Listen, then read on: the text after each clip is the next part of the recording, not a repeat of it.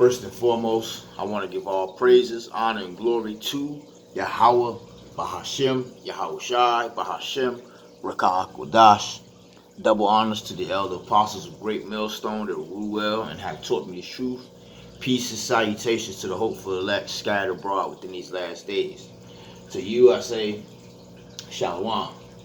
And I'm not going to, say too much in this lesson. I may just bring out, 2 precepts.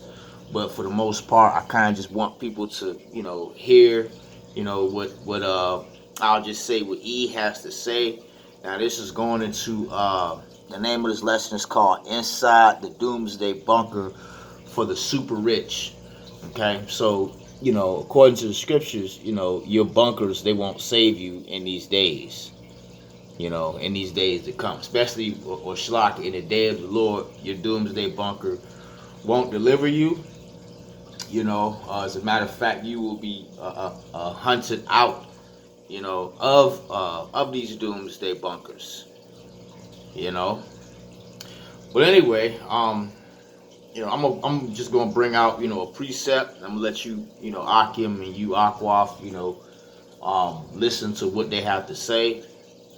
I'm gonna bring this out. This is the book of Revelation, chapter 6, and I'm just gonna start at verse 14.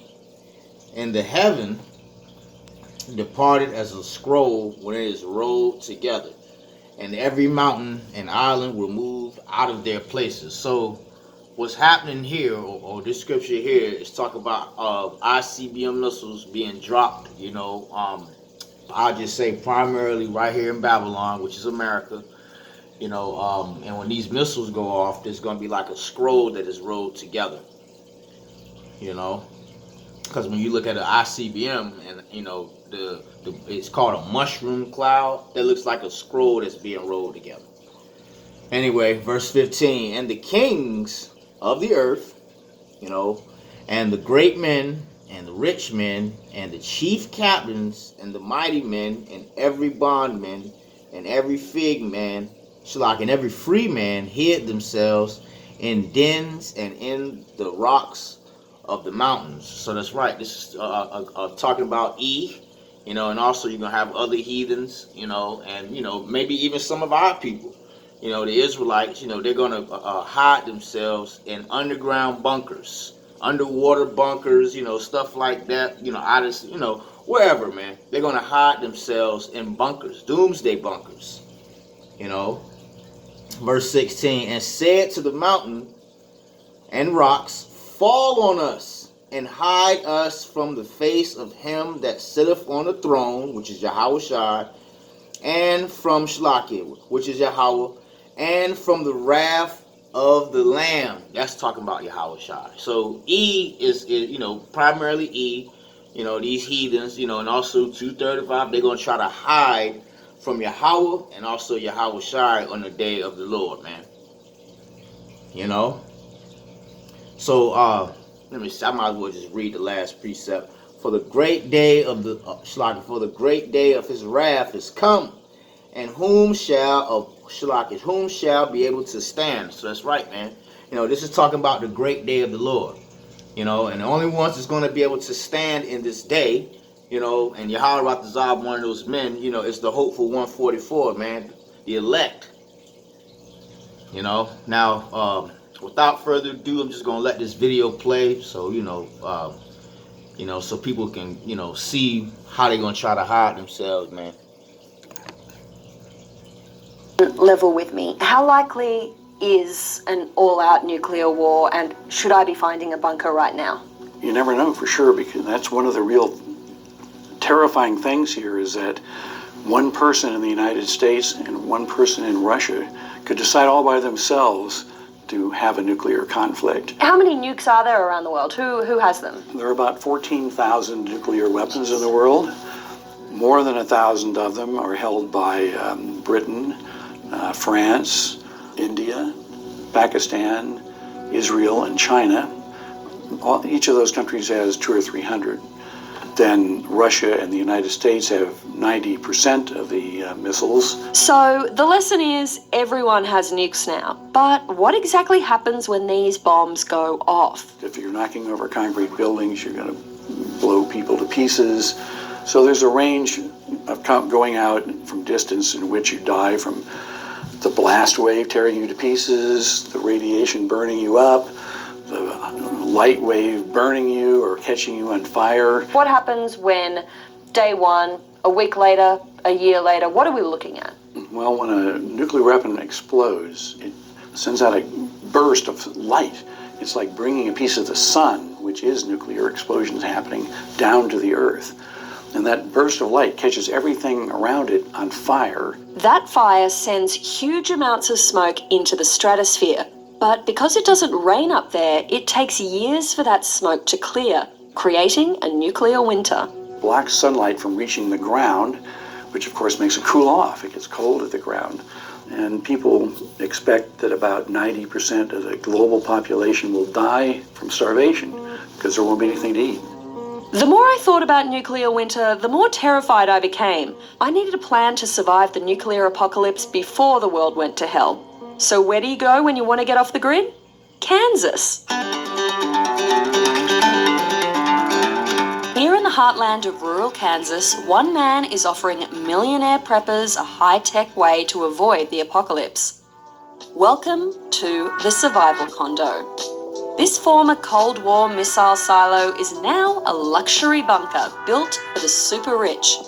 Going off the grid no longer means giving up a lavish lifestyle.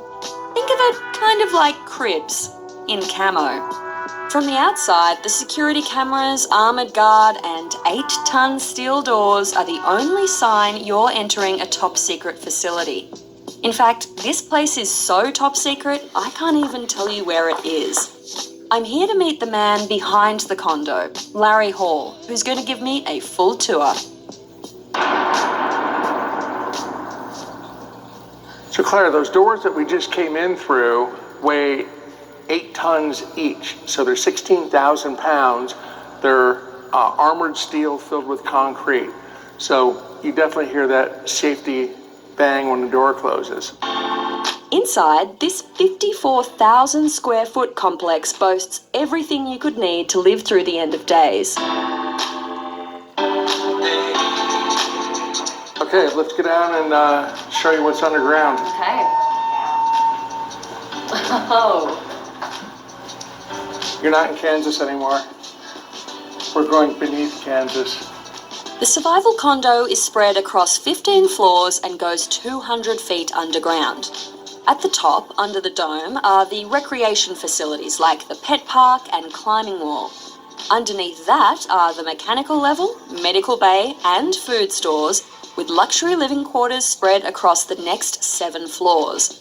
At the bottom, a further 4 floors house a classroom, a library, a bar, a gym, and a cinema. All right, so I'll show you a full floor unit. This is a 3-bedroom, 2-bath unit, and they have 9-foot ceilings. You see we've got all these high-end stainless steel appliances. And most importantly, even though I'm 11 stories underground, I've still got a window. When these windows are all on, you're coming out of the units and you see the birds flying and the sunset coming up and the rain and the weather changing. That's the input your brain is used to. If you look in here, you can see that there's the bidet toilets, and we have a jacuzzi tub and a shower with the side jets. Why do you have bidet toilets instead of regular toilets? Well, interestingly, we did a little calculation, and the max occupancy for this facility is 75 people. And if we put toilet paper for 75 people for 5 years, that volume of toilet paper would take an entire floor to store just toilet paper. And that square footage costs about $3 million to build. Okay, so, bidet it is. Bidet it is. Bidet it is.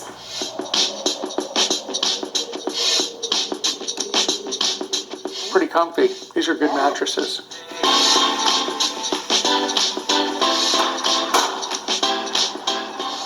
Welcome to the paradise of the beach.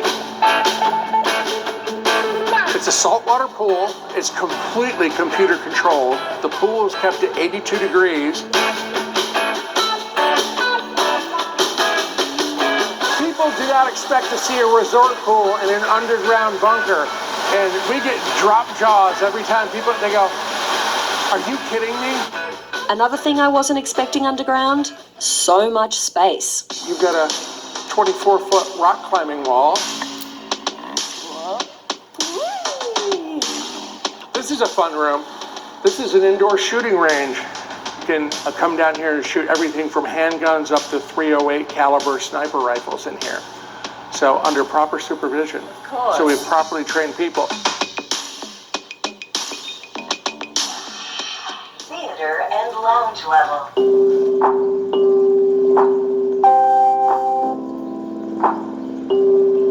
So we have this media database with about 3,000 movies on it.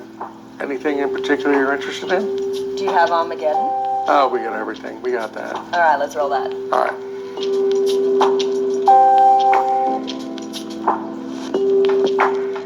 But the apocalypse isn't all fun and games. There's a schoolroom in the bunker so kids from K through 12 can take self-guided lessons on brand new iMacs. And because this is the 21st century, there's no worries if the internet goes out. This whole facility has internet. And when you buy a unit here, one of the things that you fill out on your form are things that are of interest to you. And what we do is we put that into a device that is like a Google search engine. It goes out and it crawls over the internet and it downloads websites that have those keywords on them.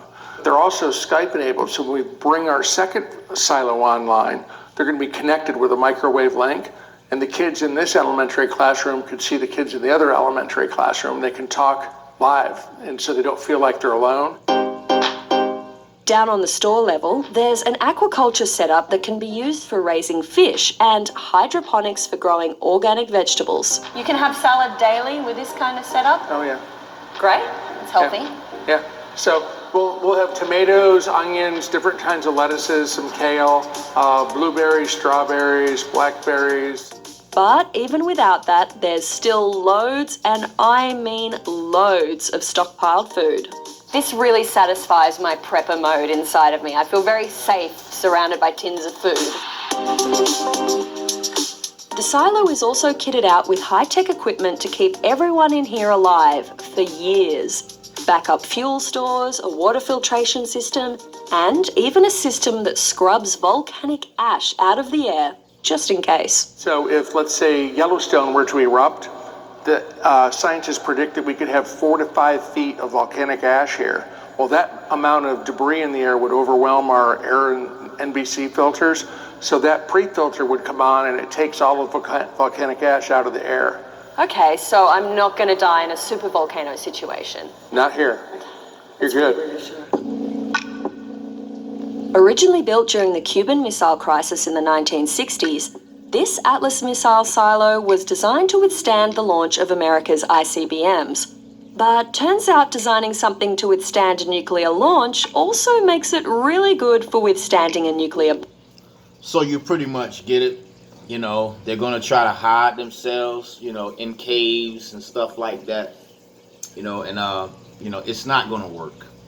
You know, they're going to be hunted out of these caves, you know, and they're going to be forced into hardcore slavery. Period. You know, and, you know, and again, this right here, you know, is a picture of a scroll, you know, that's being rolled together. You know, John, the Revelator, he tried his best to identify what he was seeing, and this is what he was seeing, man. You know, but anyway, I'm gonna go ahead and end this lesson. You know, I hope that, you know, this was edifying. You know, I pretty much didn't have too much to say. I just wanted to bring this out, you know, just to give you a glimpse of, you know, how carnal, you know, Eve's thinking, you know, thinking that he's going to be able to survive, and, you know, that's not true. You know, they're going to go into captivity. You know, after the elect come down from the ship, and they are going to hunt them out of the holes of the rocks, and slavery. And the kingdom of heaven will be for the Israelites. And with that being said, I'm gonna go ahead and end this video right here. Israel, Shalom. This is the book of Amos, chapter 9, verse 2. Though they dig into hell, thence shall my hand take them. Though they climb up to the heaven, thence will I bring them down. Kol halayim la, ahalayanaw Yahweh, Bahashem, Yahweh Shai.